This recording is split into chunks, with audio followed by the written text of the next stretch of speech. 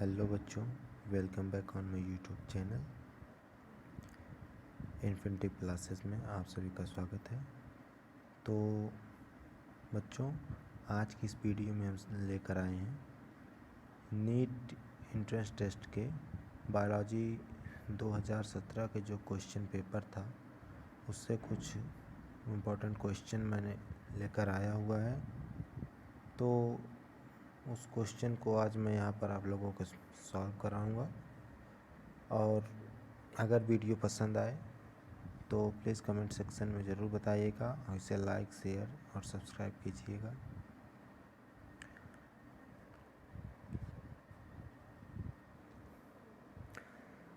तो इसी के साथ आइए शुरुआत करते हैं अपने पहले क्वेश्चन से। थोड़ा इसको जूम कर लेते हैं जिससे क्वेश्चन प्रॉपर अच्छे से दिखता रहे।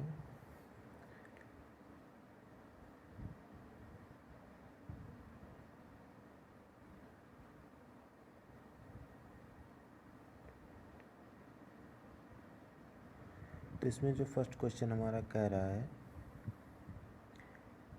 कि homozygous pure lines in cattle can be obtained by. 4 option इसमें दिया गया है, तो 4 ऑप्शन में से कोई एक ऑप्शन इसका करेक्ट है। तो जो करेक्ट ऑप्शन है आपको उस पर मार्क करना पड़ेगा। और सबसे ज़रूरी बात, जो आपका ये नीट एंट्रेंस होता है तो माइनस मार्किंग में होगा, तो आपको कोई भी क्वेश्चन गलत नहीं करना है। ओके, आप उसी क्वेश्चन को टच कीजिएगा जो आपको श्योर हो कि हाँ ये आंसर हमारा सही है।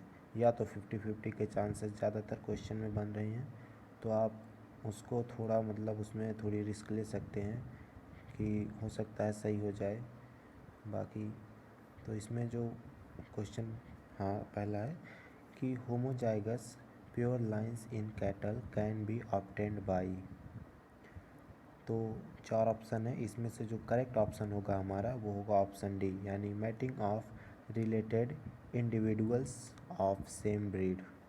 ओके, फिर नेक्स्ट कह रहा है क्वेश्चन हमारा, ये जो क्वेश्चन के ऊपर यहाँ पर लिखा गया है, जैसे रिप्रोडक्टिव हेल्थ लिखा गया है, principal of inheritance and variation, तो एक्चुअली ये उस चैप्टर या यूनिट का नाम दिया गया है, चैप्टर का नाम, जिससे कि ये क्वेश्चन जो हमारा है वो लिया गया है। मतलब उस चैप्टर से कौन से क्वेश्चन हैं या कौन कौन से क्वेश्चन किस चैप्टर से आए हैं, तो इसलिए आपको समझने में जानकारी थोड़ा प्रॉपर इजी लगे, इसलिए मैंने वहाँ पर चैप्टर का नाम भी थोड़ा सेट कर दिया है। तो आइए क्वेश्चन की तरफ। The function of copper ions is copper releasing IUDS is. Question clear है? तो इसका जो करेक्ट ऑप्शन होगा हमारा, इसका भी करेक्ट ऑप्शन होगा डी ऑप्शन इसका करेक्ट क्या होगा? They suppress sperm motility and fertilizing capacity of sperm. Okay, फिर नेक्स्ट कह रहा है कि principle of inheritance and variation का जो चैप्टर है आपका, उससे ये क्वेश्चन आया है कि among the following characters which one was not considered by Mendel's in his experiment on P। Okay, इसका जो करेक्ट ऑप्शन हमारा होगा वो होगा ऑप्शन ए, यानी ऑप्शन ए क्या कह रहा है कि ग्रेनुलर और नॉन ग्रेनुलर। इसका मतलब क्या है कि ट्राइकोम्स। ओके, फिर फोर्थ क्वेश्चन हमारा है, in case of poriferans the spongocoel is lined with flagellated cell called. जो सेल्स होंगे वो क्या कहलाते हैं? तो इसका करेक्ट ऑप्शन होगा हमारा ऑप्शन बी। Okay, coenocytes. फिर फिफ्थ क्वेश्चन हमारा कह रहा है कि flower which have single ovule in the ovary and are packed into inflorescence are usually pollinated by, तो पॉलिनेटेड बाई इसका बी ऑप्शन सही होगा। क्या होगा? विंड, विंड के द्वारा ये मतलब पॉलिनेटेड होते हैं। फिर सिक्स्थ क्वेश्चन हमारा है which one of the following statements is not valid for aerosols. इसका जो करेक्ट ऑप्शन होगा वो होगा ऑप्शन बी, दे काज इंक्रीज्ड एग्रीकल्चरल प्रोडक्टिविटी। ओके, फिर आते हैं नेक्स्ट क्वेश्चन पर। हम यहाँ पर जो हमारा नेक्स्ट क्वेश्चन दिया गया है, नाउ जो सेवन्थ क्वेश्चन हमारा इसमें कह रहा है कि which among of the following are smallest living cell known without a definite cell wall, pathogenic to plants as well as animal and can survive without oxygen। इसका जो करेक्ट ऑप्शन है हमारा वो होगा ऑप्शन बी, माइकोप्लाज्मा। राइट। फिर eighth question है in bougainvillea thorns are the modification of, ये एक प्लांट है, आप लोगों को पता होगा काफ़ी, मतलब जब भी हम बायोलॉजी में पढ़ते थे कि आप प्लांट एनाटॉमी नहीं मार्फोलॉजी में ज़्यादा इसके बारे में आते, या 11th में जब थे हम रूट स्टेम के मतलब इंटरनल स्ट्रक्चर को पढ़ रहे थे, उसमें भी इस प्लांट का ज़्यादातर यूज़ या ज़्यादातर इसके नाम को हम लोगों ने स्टडी किया था। तो इस पौधे में पूछ रहा है कि जिसके कांटे होते हैं वो किसके मॉडिफिकेशन होते हैं, तो अब आपको इसको बताना है। तो वो क्या है? एट्थ का जो हमारा करेक्ट ऑप्शन होगा वो होगा ऑप्शन बी, यानी स्टेम। फिर कह रहा है कि DNA replication in bacteria occurs. Okay, DNA replication in bacteria occurs, इसका भी करेक्ट ऑप्शन होगा हमारा क्या? Prior to fusion. फिर आते हैं नेक्स्ट क्वेश्चन पर। क्या है कि functional megaspore in an angiosperm develops into. Right answer इसका जो होगा करेक्ट ऑप्शन वो होगा एम्ब्रियो सैक। फिर क्वेश्चन काफ़ी बड़ा है, और हाँ ये जो क्वेश्चन आपका होता है, जैसे इसमें भी मैंने क्वेश्चन पढ़े, तो ज़्यादातर क्वेश्चन तो ऐसे हैं जो आपको मतलब डायरेक्टली उसको पूछ रहा है, जैसे व्हाट इज सेल, इस तरीके से मतलब डायरेक्ट करके जो आप समझ जाएंगे। लेकिन कुछ क्वेश्चन इस तरीके से पूछे या प्रॉपर करेक्ट तरीके से नहीं पूछे जाते हैं, जैसे थोड़ा क्वेश्चन को घुमा कर डायरेक्ट ना इनडायरेक्टली किसी चीज़ को बोले, जैसे सेल हम डायरेक्ट ना बोलकर इस बोल सकते हैं यूनिट ऑफ लाइफ, तो आपको पता चाहिए कि हाँ यूनिट ऑफ लाइफ की बात कर रहा है तो इसका मतलब वो सेल होगा। तो इस तरीके से क्वेश्चन थोड़ा घुमा फिरा कर भी पूछते हैं, तो आपको उसमें घबराना नहीं है। तो इसमें क्या कर रहा है कि एनाफेज प्रोमोटिंग कॉम्प्लेक्स यानी APC is a protein degradation machinery necessary for proper mitosis of animal cells. If APC का मतलब बोले तो anaphase promoting complex, full name इसका, is defective in a human cell that which of the following is expressed to occur. तो इसका जो correct option हमारा है वो है बी वाला, यानी क्या? Chromosomes will be not segregate. Okay, फिर कह रहा है कि which of the following is made up of dead cell. ये क्वेश्चन काफ़ी मतलब जनरल क्वेश्चन है, ज़्यादातर पूछा जाता है कि ऐसे मतलब प्लांट एनाटॉमी फ्लावरिंग एनाटॉमी का जो चैप्टर है उससे ये पूछा गया है, एनाटॉमी ऑफ फ्लावरिंग प्लांट्स का। क्या है कि which of the following is made up of dead cells, तो वह कौन सा चीज़ है जो मृत कोशिकाओं से बना होता है, किसमें? अब आपको बोला ना कि अब आप सोचेंगे मृत कोशिकाओं का मतलब प्लांट में या एनिमल में, तो इसलिए मैंने यहाँ पर चैप्टर का नाम लिखा हुआ ताकि आपको ये डाउट ना है कि ये प्लांट की बात हो रही है या एनिमल की बात हो रही है, तो इसलिए मैंने यहाँ पर लिख दिया है चैप्टर का नाम भी कि एनाटॉमी ऑफ फ्लावरिंग प्लांट, यानी फ्लावरिंग प्लांट चैप्टर का है। इसका मतलब जो हमारा ये क्वेश्चन है वो किसी प्लांट से रिलेटेड होगा। तो अब इसमें हमें एनिमल को किसी भी तरह से मतलब लाना ही लाना नहीं है। तो क्वेश्चन का जो करेक्ट आंसर होगा हमारा वो होगा ऑप्शन बी का, यानी फेलम। ओके, फिर कह रहा है कि what is the situation for DNA fragments movement on agarose gel during gel electrophoresis. Okay, इसका जो करेक्ट ऑप्शन हमारा होगा यानी ऑप्शन 13 का वो होगा ऑप्शन ए, पहला वाला ही, the smaller the fragment size the further it moves. फिर कह रहा है कि प्लांट एनाटॉमी का ये भी क्वेश्चन है कि identify the wrong statements is context of heartwood. Okay, तो इसमें हमको आइडेंटिफाई करना है। तो आइडेंटिफाई में जो है 14th क्वेश्चन का ये, इसमें ऑप्शन बी जो है, रॉन्ग स्टेटमेंट को बोला था ना आइडेंटिफाई, तो option B, it conducts water and minerals efficiently. Okay, फिर नेक्स्ट क्वेश्चन हमारा आता है प्लांट किंगडम से, an example of colonial alga is. An example of colonial alga is, अब ये प्लांट किंगडम का है, क्यों? और आप लोगों को इतना भी मतलब कॉमन सेंस यहाँ पर आप लगा यूज कर सकते हैं कि जो एल्गी होता है वो प्लांट किंगडम में आता है। डिवीज़न जब आप लोगों को पढ़ाया गया होगा प्लांट किंगडम, तो उसमें बताया गया होगा कि एल्गी क्या है, एक प्लांट ही, तो आप सभी को पता है। इस तरीके से आप यहाँ पर ये कॉमन सेंस लगा सकते हैं कि जो पूछा है N example of colonial algae, तो वो क्या हो सकता है, वालवास होगा या स्पायरोगायरा होगा। तो इसमें से जो करेक्ट ऑप्शन आपका क्या है वो होगा आपका फर्स्ट, वॉलवॉक्स।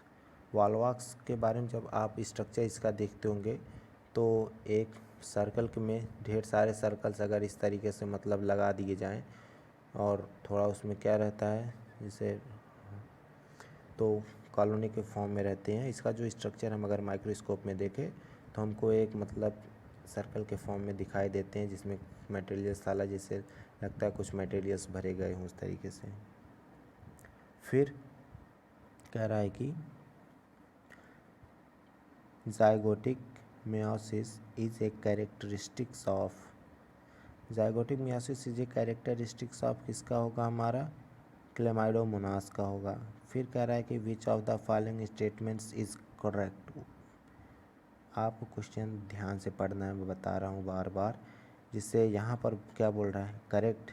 तो कभी कभी आप हड़बड़ी में पड़ जाते हैं और करेक्ट को जगह पर सोचते हैं, लगता है सब करेक्ट दिया गया है, एक इनकरेक्ट को हमें इसमें से क्या करना है, गेस करना, क्या मतलब उसको सेलेक्ट करना है कौन सा करेक्ट है या कौन सा इनकरेक्ट है। तो यहाँ पर करेक्ट की बात कर रहा है, विच रेफरेंस टू एंजाइम।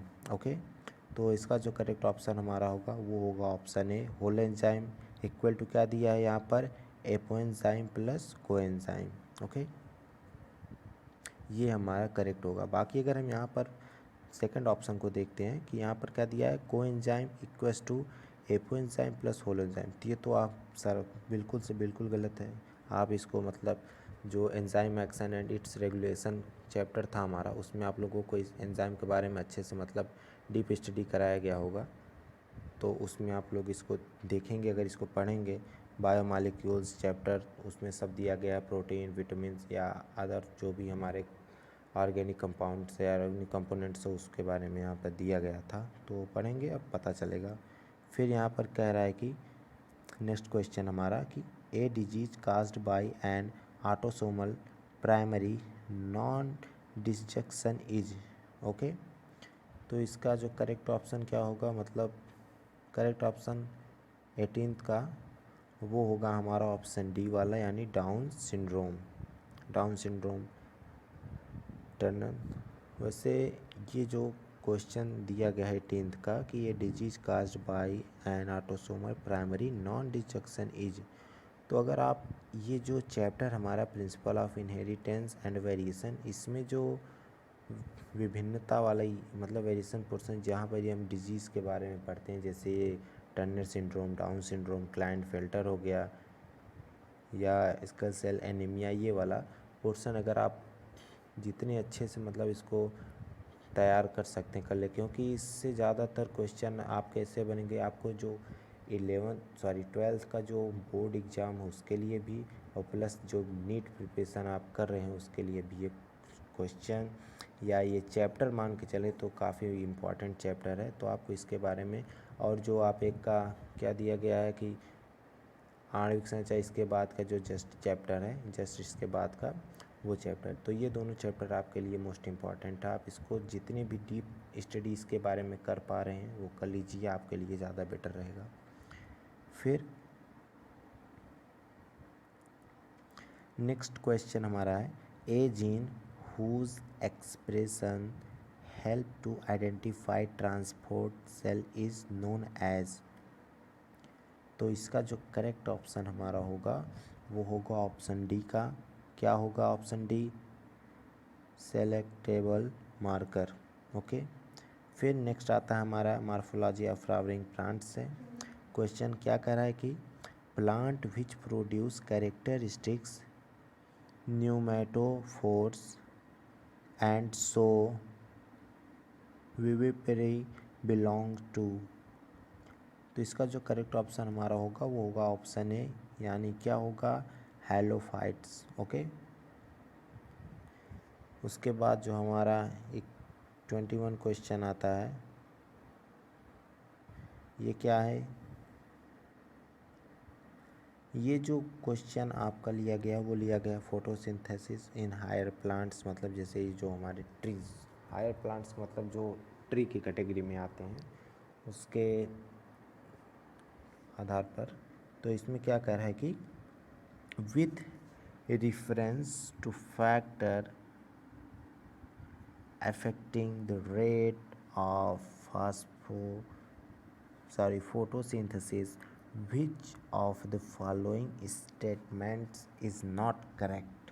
तो यहाँ पर क्या कह रहा है कि फोटोसिंथेसिस के लिए मतलब जो है कैरेक्टर प्रोड्यूस प्लांट का जो कैरेक्टर प्रोड्यूस करता है, तो उसमें के उसके बिलोंग में कौन सा कैरेक्टर जो हमारा होगा, क्या कह रहा है कि विच represents reference to factor affecting the rate of photosynthesis, which of the following statements is not correct। कौन सा करेक्ट नहीं है, तो कौन सा करेक्ट नहीं है, यानी इसके लिए अगर हम देखें तो इसका ऑप्शन भी इसमें जो दिखा रहा है कि C3 plants respond to higher temperatures which enhanced photosynthesis, while C4 plants have much lower temperature optimum. तो ये ऑप्शन जो हमारा है वो, ये जो लाइन है हमारी वो क्या है कि इज़ नॉट करेक्ट। ओके, यानी इनकरेक्ट, या इसको फॉल्स भी हम बोल सकते हैं। फिर नेक्स्ट हमारा आता है लास्ट क्वेश्चन, ये हमारा आज की वीडियो का है कि स्ट्रक्चर ऑर्गेनाइजेशन इन एनिमल, ये चैप्टर है, मतलब जिस टॉपिक से ऊपर ये क्वेश्चन बनाया गया वो है कि स्ट्रक्चरल ऑर्गेनाइजेशन इन एनिमल्स। तो इसका जो क्वेश्चन हमने बनाया है कि select the correct route for the passage of sperms in male frogs. Okay, तो क्या कह रहा है कि passage of sperms in male frog के जो है उसको, उसके आधार पर आपको ये ऑप्शन दिया गया है, उसमें ऑप्शन को कौन सा ऑप्शन इसके लिए सही होगा वो आपको बताना है। तो इसका जो करेक्ट ऑप्शन हमारा होगा वो होगा, इसमें दिया गया है कौन सा, ये ऑप्शन सी। ऑप्शन सी जो आपका है वो करेक्ट होगा। क्या इसमें टेस्टिस, उसके बाद क्या होगा वासा, एफरेंसिया, फिर किडनी है, फिर बीडर्स कैनाल है, फिर यूरिनोजेनिटल डक्ट है, फिर क्लोएसा है। तो ये वाला जो ऑप्शन आपका ऑप्शन सी वाला है वो आपका होगा करेक्ट। तो गाइज़ आज के लिए बस इतना ही। और हाँ, अगर आपको ये वीडियो पसंद आया तो प्लीज़ इसे लाइक शेयर सब्सक्राइब कीजिए तथा साथ ही बेल आइकन को भी क्लिक कीजिए ताकि मेरे द्वारा बनने वाला हर वीडियो आप तक पहुंच सके। Thank you.